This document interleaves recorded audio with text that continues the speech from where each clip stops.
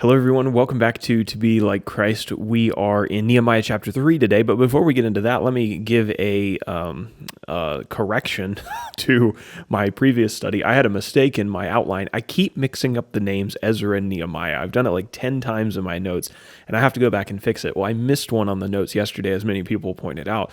It had Ezra instead of Nehemiah in the first section of our outline. So by the time this video goes up, that PDF has been fixed, and you can now download it on the website. If you want to get the new one that doesn't have the typo on it, you can download it at tobelikechrist.com. And while you're there, I would encourage you to go get the outline for today, because there's a diagram on it that's going to be easier to see if you have the file for yourself rather than on the screen today. It just doesn't fit particularly well, but we'll get to that on the second page of our outline.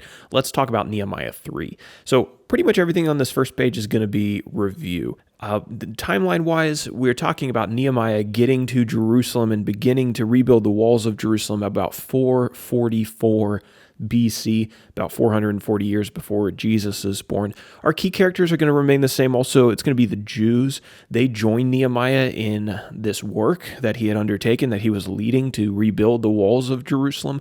And of course, Nehemiah is our key character for these first couple chapters. He's the former Jewish cupbearer to the king of Persia, and he went back to Jerusalem, even though Jerusalem was in ruins, to help with the rebuilding process. And then, of course, for our map, really the only place that we're going to be today is in Jerusalem, the capital of Judah. This is where the temple of the Lord was. And if you're getting tired of looking at this map, don't worry. I've got a brand new one for you on page number 2. So let's go over there now. You're going to notice that our outline section has technically been replaced, and I've got this title over the diagram here, The Walls of Jerusalem During the Time of Nehemiah. So there's 32 verses in chapter 3, and hopefully you've read them. And if you did, you'll kind of know what they're about. After Nehemiah motivates the people to rebuild the walls, he then divides them up into groups and starts assigning this work.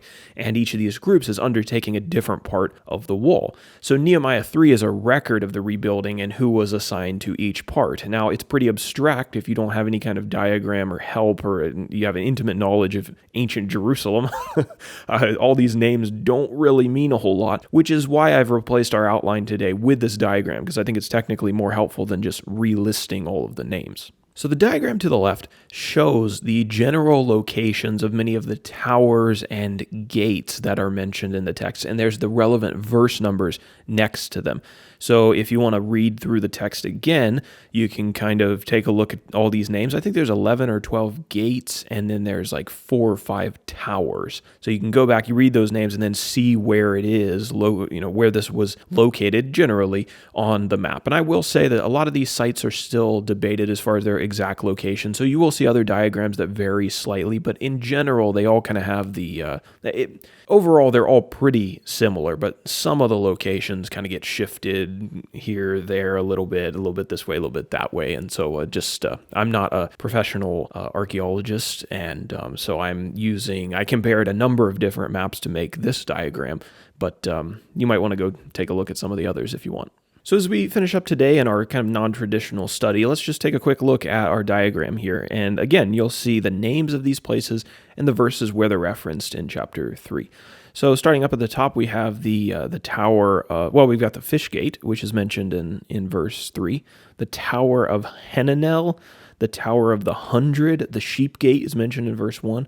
The east gate of the temple, the muster gate, which I almost typoed and said the mustard gate, the Yeshana and Ephraim gate, we have the horse gate, and then a couple towers. We have the great projecting tower, as well as just the projecting tower in verse 25, tower of the ovens, and the water gate, the valley gate, and then moving down to the bottom of the diagram here, we have the pool of Shelah, the king's garden, which is mentioned in verse 15, and then the fountain gate and the dung gate all the way in the south. Now, Jerusalem would expand out further as the city got bigger and bigger, but this is just kind of the initial rebuilding of it after this whole thing has been destroyed. So just a small section of, say, what Jerusalem would be when Jesus is born and during his time and during the Roman time.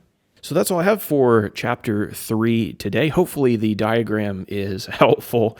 And Lord willing, tomorrow we'll be back and we'll have an application section again as we talk about some more of the opposition that Nehemiah faced as he's rebuilding the wall.